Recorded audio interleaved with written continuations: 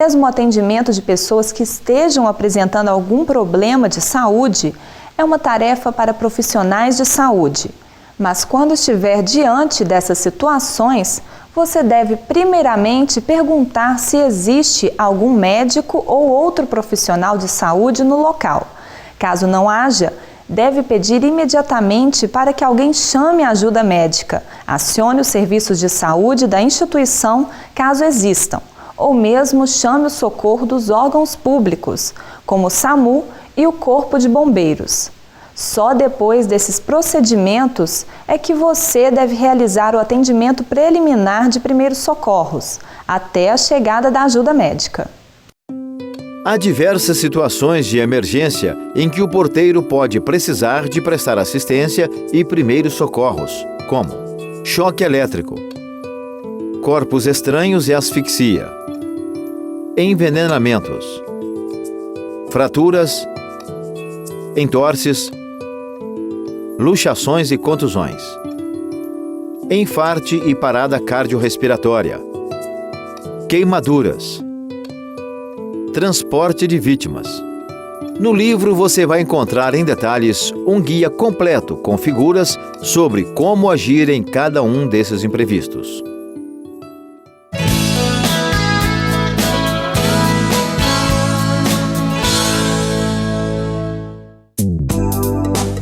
Mantenha sempre à mão os telefones do Corpo de Bombeiros e da Defesa Civil.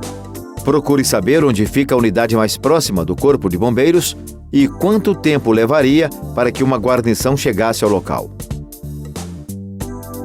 Com base nessa informação, procure elaborar um plano de ação até a chegada dos bombeiros.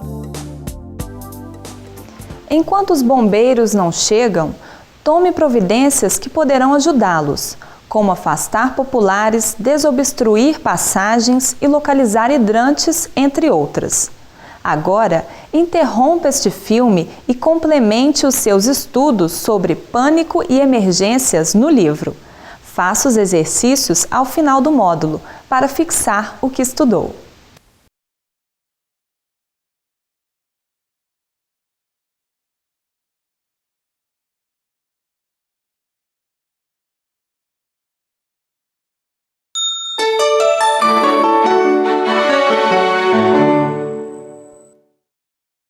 No nosso quarto e último módulo, iremos estudar a respeito dos aspectos administrativos e organizacionais da portaria. Para isso, dividiremos a nossa abordagem em 6 blocos. São eles: instalações, recebimento e entrega de correspondências, elaboração de relatórios, comando e subordinação, hierarquia e disciplina e chefia e liderança.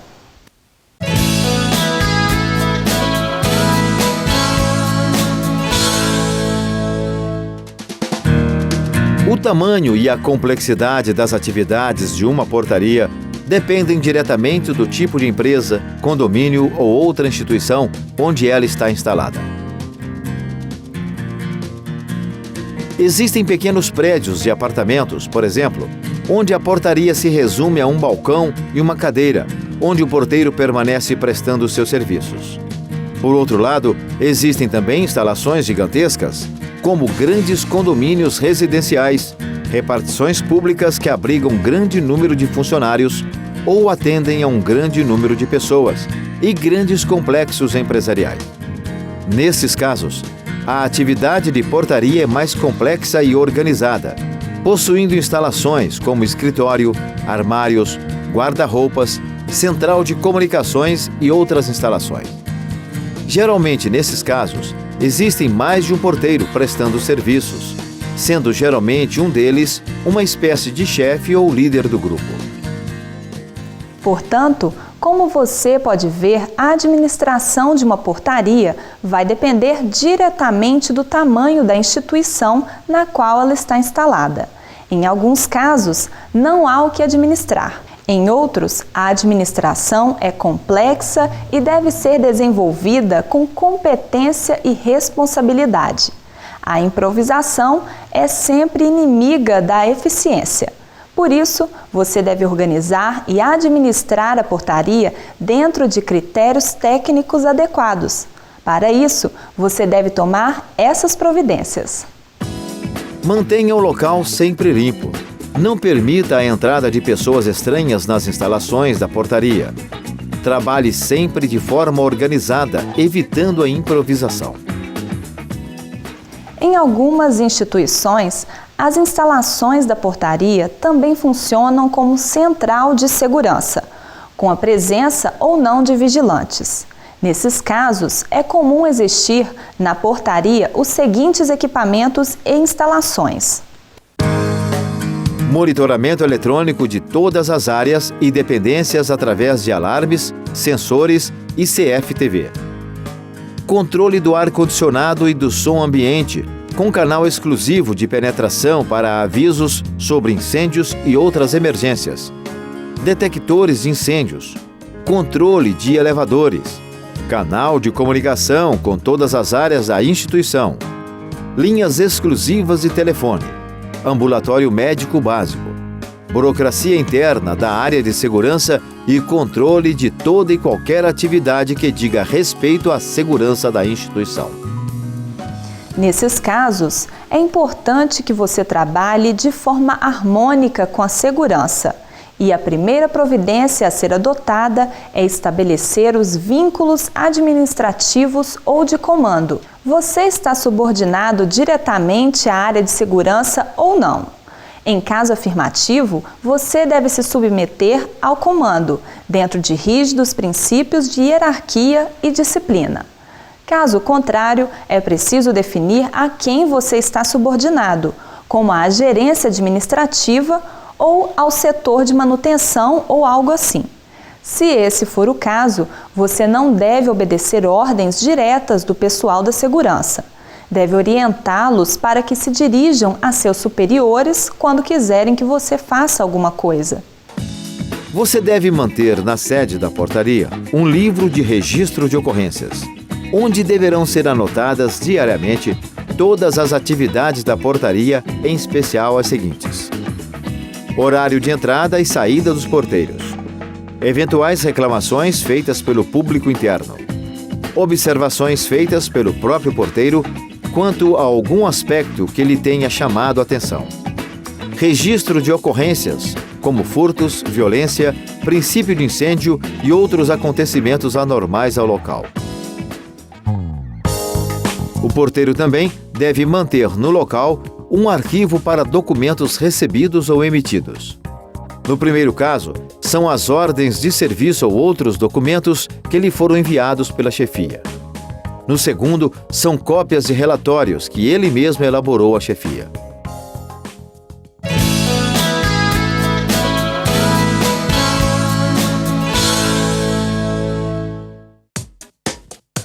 Outro grande problema enfrentado pela maioria das instituições na área administrativa é o recebimento e distribuição interna de correspondências.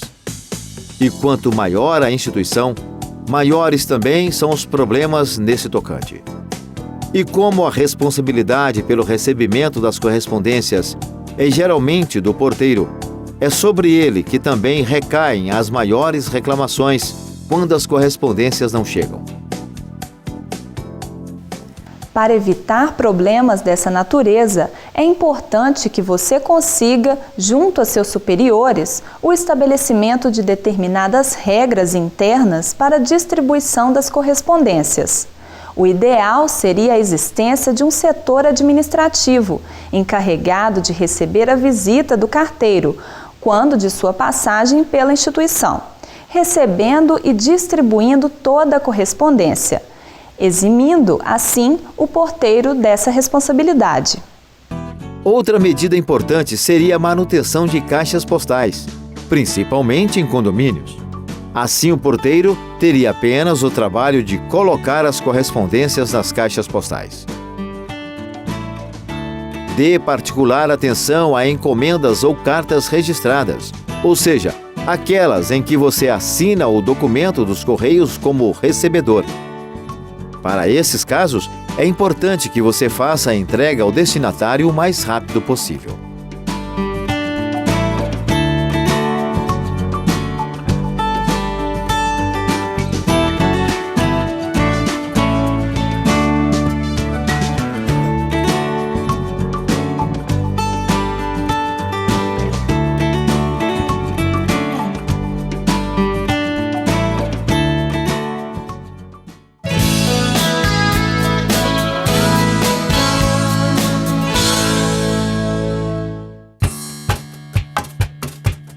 Uma coisa que você deve aprender a fazer com perfeição é a elaboração de relatórios. Mesmo que tenha um baixo nível de instrução, não domine as técnicas de informática e não consiga operar um computador.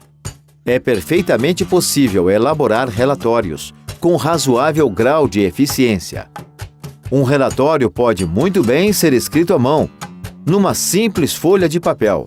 O importante é que atinja seus objetivos. Ele deve ser elaborado sempre em 2 vias, sendo que você deve pegar um visto de recebimento de quem recebeu o relatório, que é o mesmo que protocolar o documento.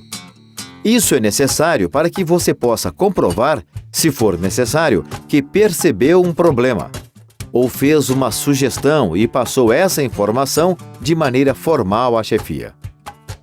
Nos casos de relatórios escritos à mão, deve-se providenciar uma cópia como segunda via. Mas afinal, por que o porteiro precisa saber fazer relatórios? Por 2 razões básicas. Primeiro, para proteger a instituição e as pessoas que nela trabalham. E, em segundo lugar, para proteger a si mesmo. No primeiro caso, o objetivo é manter a chefia informada sobre tudo o que se passa em seu setor, alertando-a sobre determinadas providências que devem ser tomadas para o bem comum ou mesmo alertando-a para eventuais perigos. No segundo caso, é para que não venha a ser acusado de negligência em suas funções, podendo inclusive ser responsabilizado por isso. Vamos ver agora 6 casos em que a elaboração de relatórios é necessária. Existência de infiltrações ou rachaduras. Iluminação deficiente. Instalações elétricas que estejam colocando em risco a vida. Atitudes suspeitas de alguém do público interno ou externo. Solicitação de materiais ou equipamentos para a portaria, como caneta, papel e grampeador, por exemplo. Equipamentos com problemas e toda e qualquer informação que julgue conveniente levar ao conhecimento da chefia. Veja agora alguns requisitos necessários para a elaboração de um relatório quanto à clareza das ideias e facilidade de compreensão. Todo relatório tem por objetivo atender a determinadas necessidades ou alcançar alguns objetivos. Por isso, deve ser elaborado de forma a descrever os problemas com clareza, identificando suas origens e desenvolvimento, além de propor soluções que possam ser executadas para solucionar esses problemas. O relatório deve ter o seguinte conteúdo: objetivo, identificação do problema, descrição dos fatos, providências adotadas, avaliação da situação, medidas futuras e dados e informações complementares. Vamos ver com mais detalhes cada um desses itens, dando inclusive uma sugestão de texto. Vamos pegar como exemplo um condomínio residencial onde o porteiro encaminha o relatório ao síndico. No objetivo, você deve esclarecer logo no início as razões pelas quais o relatório está sendo elaborado. Então, veja uma sugestão de texto. Este relatório tem o objetivo de informar-lhe sobre o comportamento inadequado de algumas pessoas do público interno.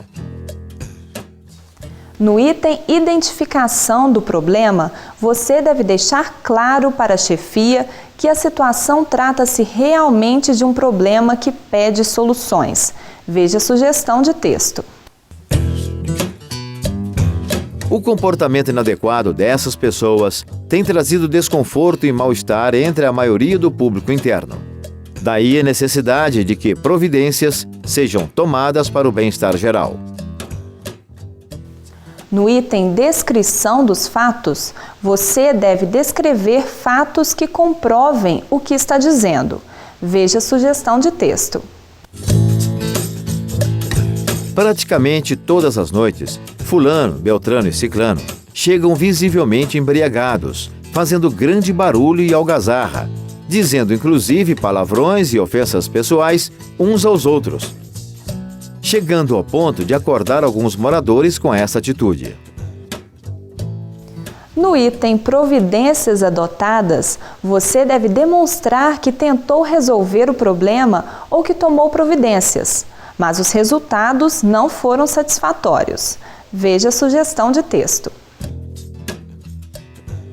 Por diversas vezes pedi a eles que falassem mais baixo e respeitassem os outros moradores, mas nunca fui atendido.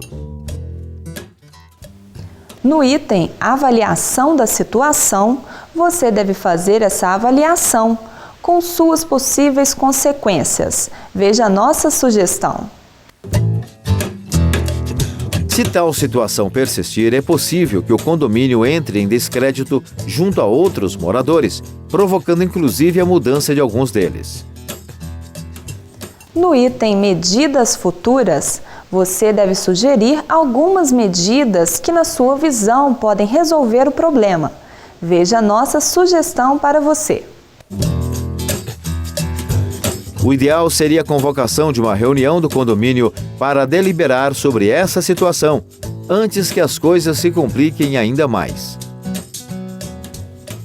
No item Dados e informações complementares, você deve fazer as últimas observações sobre o que está sendo relatado.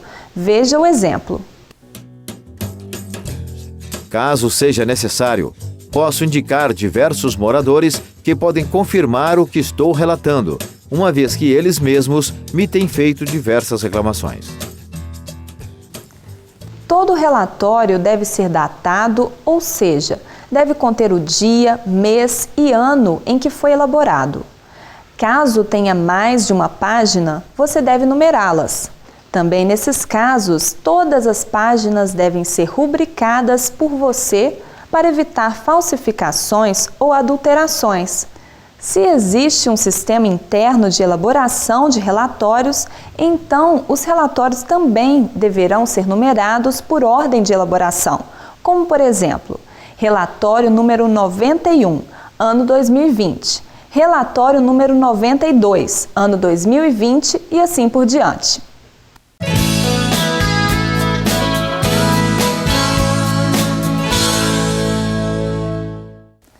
Como já foi dito, em algumas instituições existem diversos porteiros prestando serviços no local, sendo geralmente um deles o chefe dos demais.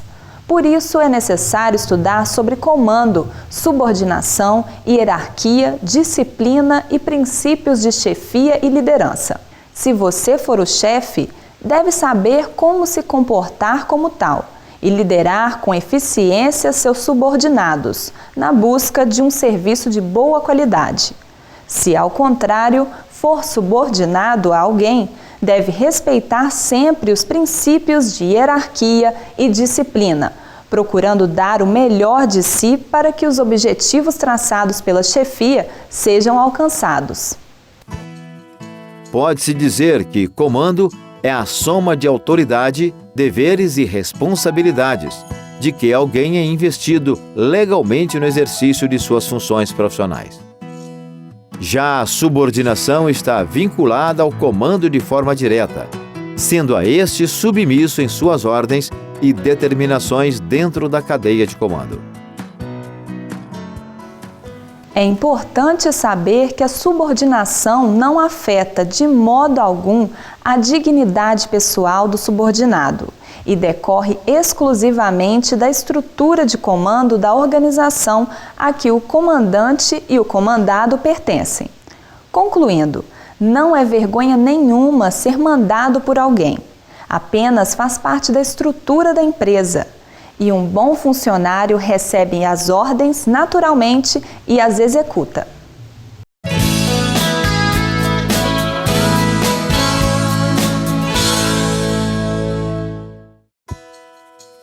A hierarquia consiste na distribuição escalonada dos postos de comando de forma a definir exatamente qual a posição de cada um dentro da organização. A hierarquia tem de ser clara e bem definida. Ou seja, é preciso saber exatamente quem faz o quê, e quem pode o que dentro da organização. A disciplina consiste em você observar fielmente as normas vindas das autoridades hierarquicamente superiores a você e obedecê-las plenamente. Isso é necessário para evitar dispersão e o retardo no cumprimento das ordens dadas, o que pode comprometer a qualidade do serviço prestado. A disciplina, em geral, deve ser rígida. Existe um pensamento muito apropriado